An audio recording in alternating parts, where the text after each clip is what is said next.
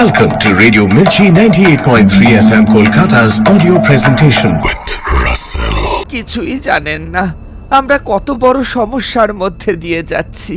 তারপর আমি আবার আপনাকে ঠিক করে চিনিও না, কাজে কিভাবেই বা আপনার সাথে যোগসূত্র স্থাপন হবে। সরুন, আমাকে যেতে দিন, তাড়া রয়েছে, বহু মানুষের প্রাণ সংশয়ের সম্ভাবনা রয়েছে যে। আমি এই গ্রামের মধ্যে ঘটতে থাকা বিষয়গুলো আন্দাজ করতে পেরেছি, তবে জানি না এসবের হাত থেকে এত সহজে মানপুর গ্রামকে রক্ষা করতে পারা সম্ভব হবে কিনা। আপনি কে? আপনাকে তো এর পূর্বে আমি কোনোদিন এখানে দেখিনি। আমাকে আপনি ঠিক চিনতে পারবেন না, না চেনারই কথা। আমি হলাম একজন সাধু, তন্ত্র চর্চা করি। এইসব ভূত প্রেতের বিষয় আমার বেশ ভালোই জ্ঞান রয়েছে। এমন অনেক কিছুকেই নিজের চোখের সামনে ঘটতে দেখেছি যেগুলোর কোনো বাস্তব ব্যাখ্যা নেই। এই গ্রামের পরিবেশটাও কিছুটা তেমনই। এই গ্রামের উপর কোনো ভয়ঙ্কর প্রেতের ছায়া রয়েছে, যেটির আসল স্থান চিহ্নিত করতে না পারলে ক্ষতির সম্ভাবনা বহুগুণ বৃদ্ধি পাবে। এরপরে কাতারে কাতারে নিরীহ গ্রামবাসী মারা যেতে থাকবেন। না, কিছুতেই নয়। দয়া করে আমাদেরকে একটা উপায় বলে দিন। আপনি যখন এই কাজে পারদর্শী, তখন আপনাকে একজনের বাসায় নিয়ে যাব, মোড়লের স্ত্রীর কাছে। ওর নাম মালতী। ওখান থেকেই সবকিছুর সূত্রপাত ঘটেছে। আপনি দয়া করে একটিবার আপনার পায়ের ধুলো দিন। বেশ, চলুন তবে। আমি ওনাকে সাথে নিয়ে মোড়লের বাসায় গিয়ে হাজির হলাম। এরপর মোড়ল মশাই আমাকে বললেন, ইনি কে পুরোহিত মশাই? এনার সাথে আজকে পথে হঠাৎ সাক্ষাৎ ঘটল। ওনার নাম অমর জীবন। ইনি এই সকল বিষয়ে অগাধ জ্ঞান অর্জন করেছেন। সত্যি খুবই গুণী মানুষ। এই বিষয়ে ওনার বিশেষ প্রতিভা রয়েছে।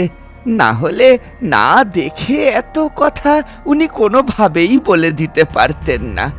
ওনার বিচার করবারও বেশ ভালো ক্ষমতা রয়েছে। বেশ বেশ, তাহলে দয়া করে আপনি আমার স্ত্রীকে সুস্থ করে দিন।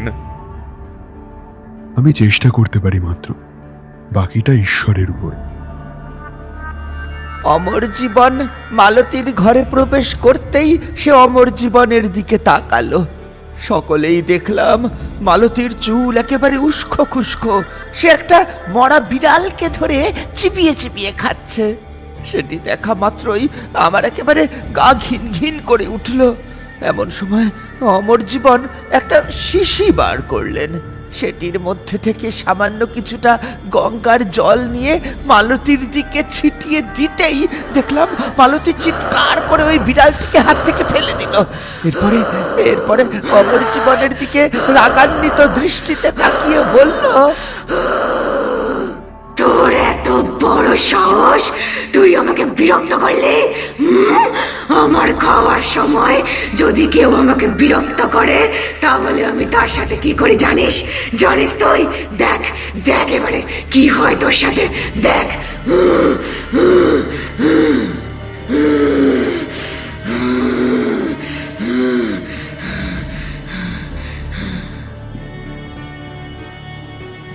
এই বলেই মালতী চোখ দিয়ে অমর জীবনের ডান হাতের দিকে তাকাতেই দেখলাম অমর জীবন আর ওই হাতটিকে নাড়াতে পারছেন না। ওর হাতটা ধীরে ধীরে অকেজো হয়ে যেতে শুরু করলো। দেখে আমাদের সকলের চক্ষু তো একেবারে চড়ক গাছ। সুস্থ সবল লোকটিকে মাটিতে ফেলে দিল মালতী। যন্ত্রণায় কাতরাতে থাকলেন অমর জীবন। এরপরে বিড়বিড় করে কি সব মন্ত্র পাঠ করে কোনো রকমে তিনি বেরিয়ে এলেন ঘরের বাইরে। আর মোড়ল মশাইকে ইশারায় ওই ঘরের দরজাটিকে বন্ধ করে দিতে বললেন। মোড়ল দরজাখানা বন্ধ করে দিলেন। দেখুন, আমি সবটা বিচার করে দেখলাম। এই শক্তির সাথে পেরে ওঠা আমার সাধ্যের বাইরে। এর সাথে পারতে হলে অনেক বড় সিদ্ধ তান্ত্রিকের প্রয়োজন, আর এই কাজ একমাত্র করতে পারেন আমার গুরুদেব তারানাথ চাটুর্যে মশাই। উনি ছাড়া এই কাজ কেউ সেভাবে করতে পারবেন না। কিন্তু ওনাকে পাবো কোথায়? উনি বেলিয়াতলা গ্রামের বাসিন্দা। ওখানে গিয়ে ওনার সঙ্গে সাক্ষাৎ করুন, আর আমার কথাখানা ওনাকে অতি অবশ্যই জানাবেন। উনি একমাত্র এই গ্রামকে পিশাচের কবল থেকে মুক্ত করতে পারেন। ব্যাস এইটুকুই অমর জীবন আমাদেরকে জানিয়েছিলেন। এরপরে তিনি ওই গ্রাম ছেড়ে নিজের গন্তব্যের দিকে প্রস্থান করে যান। এই সব কিছুর সমাধান আপনি করতে পারবেন বলেই তিনি বলে গিয়েছেন। তাই এখন গ্রামের সকলের প্রাণ রক্ষার আর্জি নিয়ে আমি আপনার কাছে ছুটে এসেছি বাবা। আপনি আপনি এর একটা বিহিত করুন, আমাকে আমাকে ফিরিয়ে দেবেন না। সবই বুঝলাম। অমর জীবনের সঙ্গে আপনার সাক্ষাৎ যখন ঘটেছে, তখন জেনে রাখুন আমার সঙ্গে আপনার সাক্ষাৎ ঘটতই। কারণ তিনি বিপদের সংকেত বুঝতে পেরে যান। তিনি যেখানেই যান সেইখানকার ঘটনার সাথে আমার একটা সম্পর্ক থাকবেই। বলতে পারেন আমার সঙ্গে ওনার একটা আত্মিক যোগসূত্র রয়েছে। কিভাবে সেটি হয়তো ঐশ্বরিক মায়ার বাঁধনে আবদ্ধ। মাঝে মাঝে আমার ওনার সাথেও সাক্ষাৎ ঘটে। আমি ওনাকে দীক্ষা দিয়েছিলাম। তন্ত্রশাস্ত্রে দীক্ষিত হওয়ার পরই তিনি তন্ত্রের ক্রিয়া করতে শুরু করেছিলেন। উনি যখন আমার কথা বলেছেন তখন জেনে রাখুন আমাকে সেখানে যেতেই হবে। উনি যখন আমাকে স্মরণ করেন আমি ঠিক অনুমান করতে পারি। আচ্ছা বেশ, তাহলে আর বিলম্ব করে লাভ নেই। তার চেয়ে বরং গ্রামের দিকে এগিয়ে যাওয়া উচিত। আমি আর পুরোহিত মশাই মানপুরের উদ্দেশ্যে বেরিয়ে পড়লাম। মানপুরে পৌঁছতে পৌঁছতে অনেকটা রাত হয়ে গিয়েছিল। আসলে পথে কোনো যানবাহনের উপস্থিতি না থাকায় গোটা রাস্তাটাই আমাদেরকে পদব্রজে পেরোতে হয়েছিল। শেষমেশ দেখলাম আমরা দুটিতে গ্রামের সীমান্তে পৌঁছে গিয়েছি। আমরা আমরা পৌঁছে গিয়েছি বাবা। এদিকে আসুন, এই পথ দিয়েই মোড়লের বাড়ি যেতে হবে। বেশ, তাহলে চলুন। এই তো পুরোহিত মশাই, আপনি ফিরে এসেছেন। যাক, যাকে সঙ্গে করে নিয়ে আসবেন বলেছিলেন তাকে কি নিয়ে এসেছেন? ঈশ্বরের করুণায় আমি তার হদিশ খুঁজে পেয়েছি মোড়ল মশাই, আর উনি আমার সঙ্গেই এসেছেন। এই যে, ওনার নাম তারানাথ তান্ত্রিক। নমস্কার, আমি পুরোহিত মশাইয়ের কাছ থেকে সবটাই শুনেছি। আমাকে বিষয়টা একটু খতিয়ে দেখতে দিন, তা না হলে আমি কিছুই ঠিক বুঝে উঠতে পারবো না। এরপরে আমি মালতীর ঘরের দিকে এগিয়ে গেলাম। দরজাটা খুলে ঘরের ভিতর ঢুকে পুনরায় দরজা বন্ধ করে দিলাম। দেখলাম মালতী মাথা নিচু করে বসে রয়েছে। আমি দরজাটা আটকে দিয়ে তাকে উদ্দেশ্য করে বললাম, কিরে, কে তুই? আমি জানি তুই তোর কোনো উদ্দেশ্য সাধনের জন্য এই গ্রামে এসে বাসা বেঁধেছিস। তুই সকলের চোখে ফাঁকি দিতে পারলেও জেনে রাখিস, আমার চোখে কোনোদিনও ফাঁকি দিতে পারবি না। আমি তোকে এত সহজে এ গ্রামের নিরীহ মানুষগুলোর জীবন নিয়ে খেলতে দেব না। বল, কে তুই? কে? তুই তো নাকি সবই বুঝতে পারিস, তাহলে এটাও আশা করি বুঝে যেতে পারবি। কিরে, বোঝ বোঝ তাহলে কোথা থেকে আমি এসেছি। এটা তো তোর জেনে যাওয়া উচিত, কি তাই নয় কি?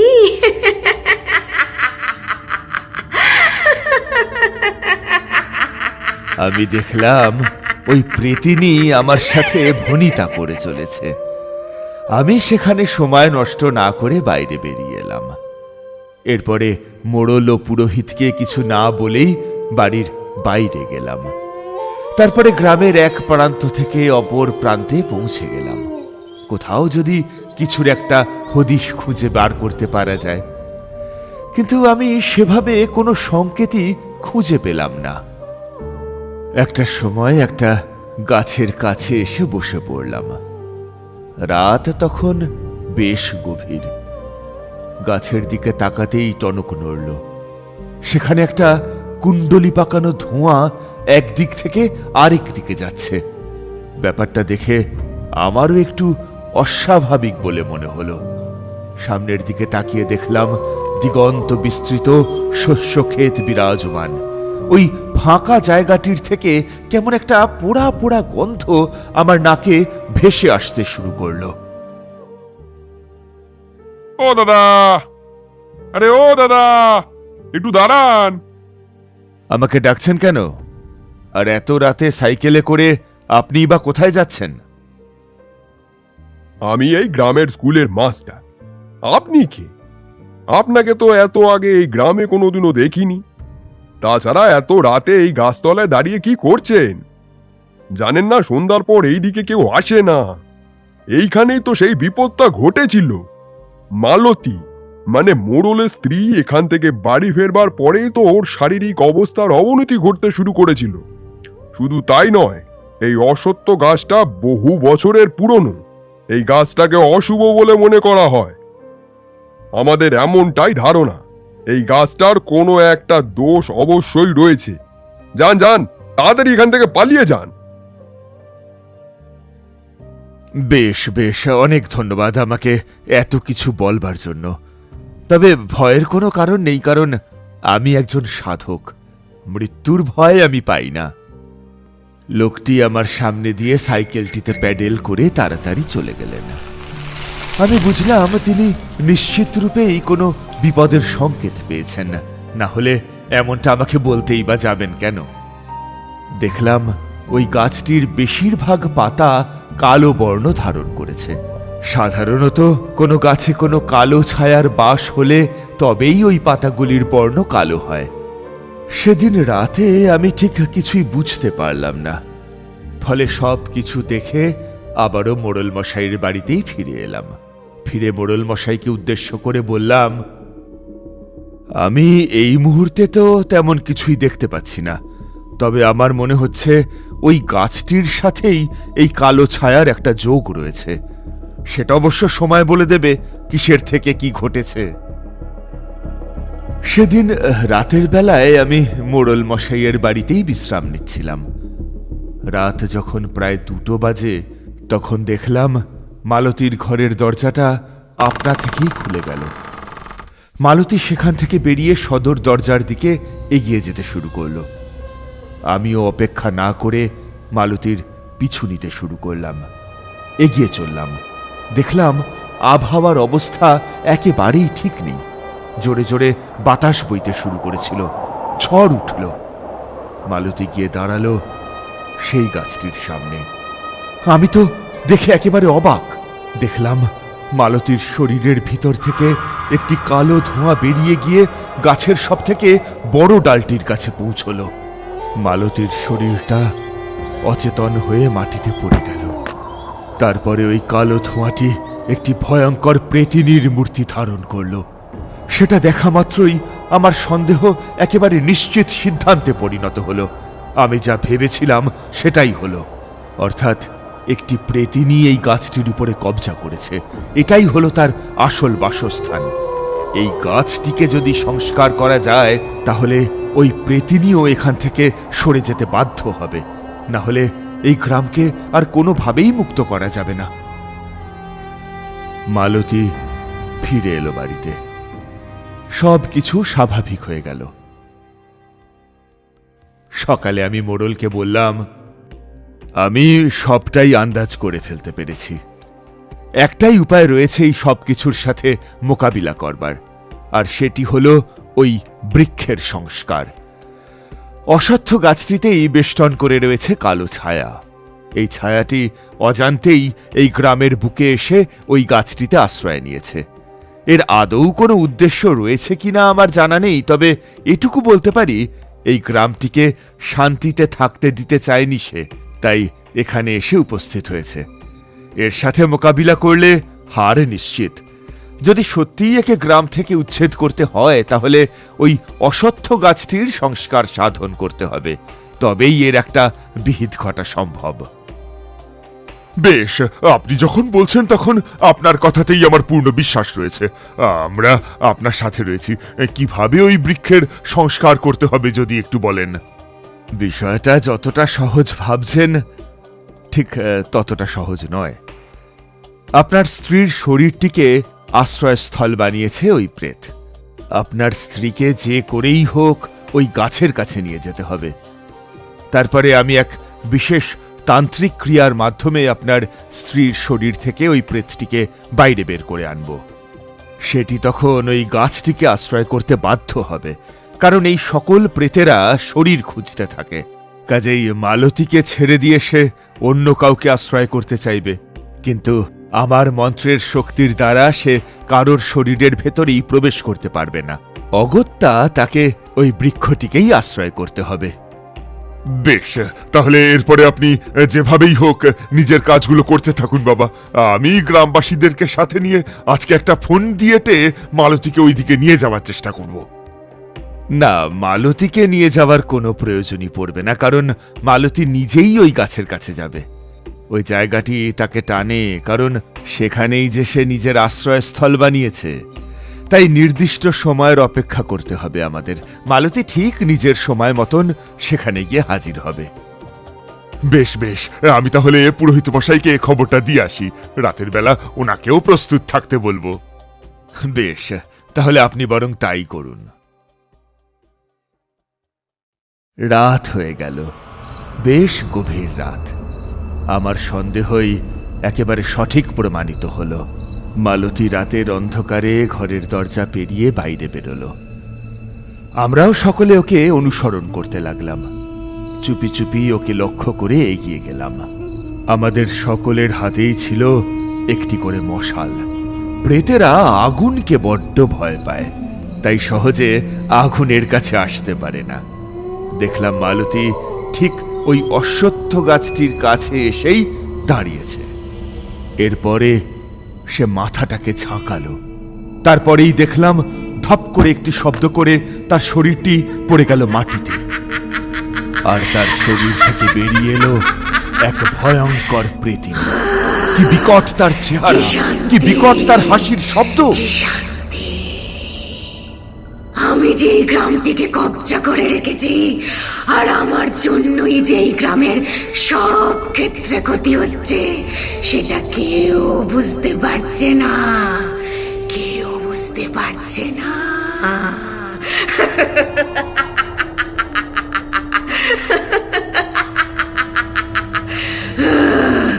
আমার খুব ভালো লাগছে, খুব ভালো লাগছে। এইভাবে গ্রামের শান্তিকে আমি নষ্ট করব। গ্রামের লোকেরা ঈশ্বরে বিশ্বাস করে না, করে না। কই এখন কোন ঈশ্বর আসছে তাদেরকে রক্ষা করতে? কেউ কি তাকে বাঁচাতে পারবে? দেখব দেখব কে বাঁচায়, দেখবো আমি। আর এই মালতীর শরীরটার মধ্যে আমার থাকতে ভালো লাগছে না, ভালো লাগছে না।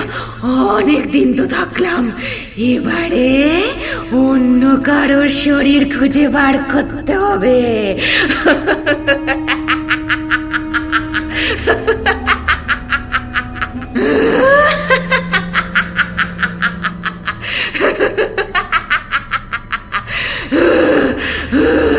যাই, এই বিড়ালটাকে শিকার করি। ওই যে সাদা ধবধবে বিড়ালটা হেঁটে যাচ্ছে না, ওটাই ওটাই।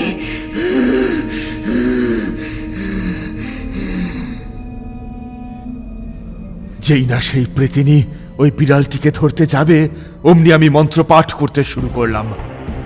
ওম হিম কুম ক্লিম হিম ফট স্বাহা, হিম হুম ক্লিম কুম হিম ক্লিম ফট স্বাহা।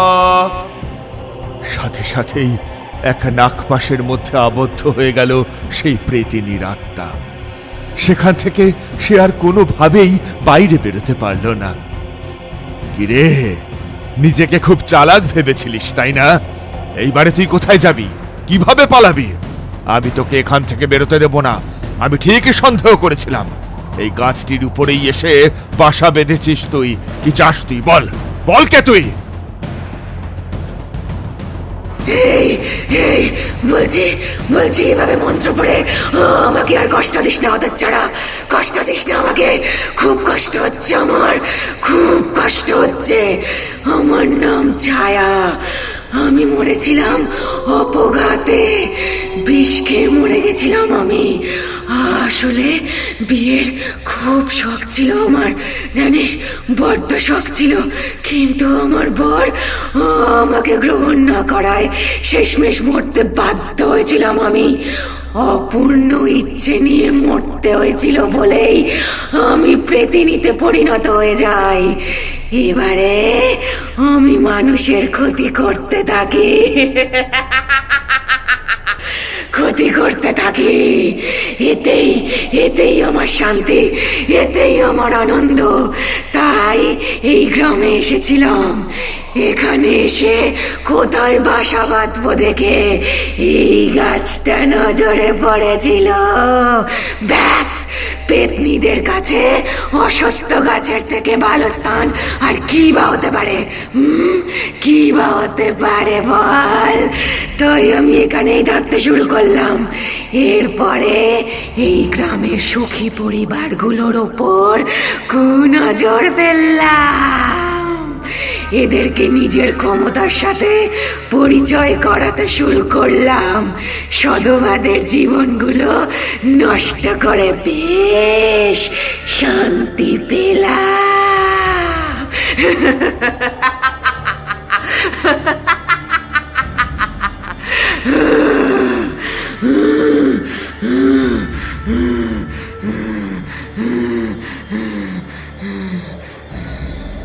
তবে রে বেটা, এই নাকি তোর কাজ? তুই মানুষকে এভাবে কষ্ট দিবি? নিজে অপঘাতে মরেছিলিস বলে কি সবাইকে কষ্ট দিয়ে মারবি তুই?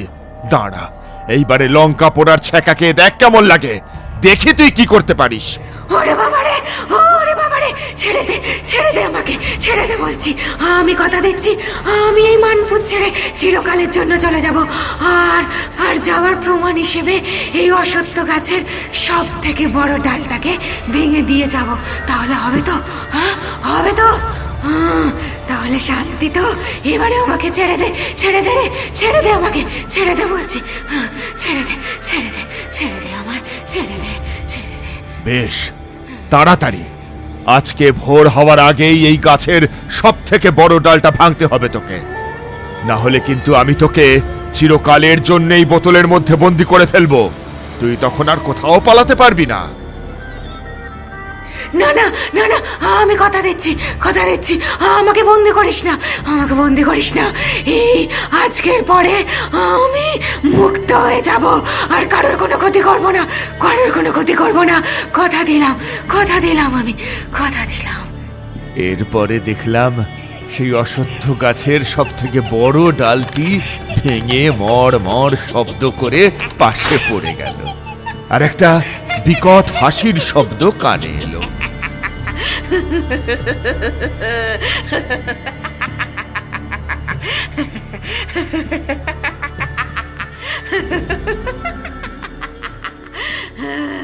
হ্যাঁ মোড়ল মশাই, আর চিন্তার কোনো কারণ নেই, সব ঠিক হয়ে গিয়েছে। ওই প্রেতিনী এই এলাকা ছেড়ে পালিয়েছে, ওর মুক্তি নিশ্চিত। ও যা ভয় পেয়েছে আর কোনোদিনও এভাবে কারোর অনিষ্ট করতে পারবে না। এরপরে আমি সব ঠিকঠাক করে পুনরায় নিজের গ্রামে ফিরে এসেছিলাম। সব সমস্যার সমাধান ঘটে গিয়েছিল। সত্যি ঠাকুর মশাই, আপনার এলেম আছে। এত কিছুর সাথে মোকাবিলা করার শক্তি বোধহয় ঈশ্বর কেবলমাত্র আপনাকেই দিয়েছেন। আপনি ছাড়া সত্যি এই কাজ কারোর দ্বারাই সম্ভব হতো না, একমাত্র আপনিই পেরেছেন। না, গল্পটা সত্যিই অসাধারণ ছিল। এর থেকে তাহলে আমরা কি শিক্ষা পেলাম ঠাকুর মশাই? হ্যাঁ বিভূতি, এটা তুমি একটা দারুণ প্রশ্ন করেছ। এই কাহিনীটির থেকে আমরা এই শিক্ষাই পেলাম যে আমরা হিন্দু জাতি হওয়ার কারণে সর্বদা শাস্ত্র মেনেই চলা উচিত। শাস্ত্রে কিন্তু অনেক রকমের বিধান রয়েছে যেগুলোকে আমরা সঠিক বলে মানি না, যেটা ইচ্ছা করে সেটাই করতে থাকি। আর তারপর এক সময় আমরা অজান্তেই ঈশ্বরের প্রতিও অবিশ্বাসী হয়ে উঠি। যে ব্যক্তি শাস্ত্র মানেন তিনি শাস্ত্রের বিধিনিষেধগুলোকেও মেনে চলেন। তবে সব ক্ষেত্রে কি আর শাস্ত্র মেনে চলা যায়? কিন্তু রাতের বেলা এলোচুলে ঘুরে বেড়ানো কিংবা রাতের বেলা গাছের নিচে দাঁড়ানো, এসব তো শাস্ত্রে বারণ করাই আছে। কিন্তু আমরা আর কতজনই বা সেসবের ধার ধারি বলো? এই অবিশ্বাসের জন্যই আমাদের উপর থেকে ঈশ্বরের ছায়া উঠে যায়। অবিশ্বাসী মন সর্বদা কালো শক্তিকে আকর্ষণ করে। সেই কারণেই মালতীর শরীরে ওই কালো শক্তি বাসা বেঁধেছিল। আর সেই সব সাধুবাদের শরীরেও যারা এই সকল নিয়মের ধার ধারেনি, ফলে কালো শক্তি তাদের শরীরে বাসা বেঁধেছিল। আর পরিণতি তো জানতেই পারলে। বিশ্বাস মানুষকে রক্ষা করে, আর অবিশ্বাস ও অনাচার মানুষকে কুপথে ঠেলে দেয়। সবটাই বিশ্বাস আর অবিশ্বাসের মায়াজাল। যারা আজও এসব মানেন তারা কোনো দিনও বিপদে পড়েন না। এটাই হলো এই ঘটনার থেকে প্রাপ্ত শিক্ষা। বাহ, বেশ অসাধারণ বোঝালেন তো ঠাকুরমশাই। সত্যি আপনার কাছে গল্প শুনতে আসাটা কিন্তু একেবারে সার্থক। আচ্ছা, আজকে তাহলে আমরা উঠলাম, বুঝলেন ঠাকুরমশাই? আবার একদিন এসে আপনাকে এইভাবেই জ্বালাবো।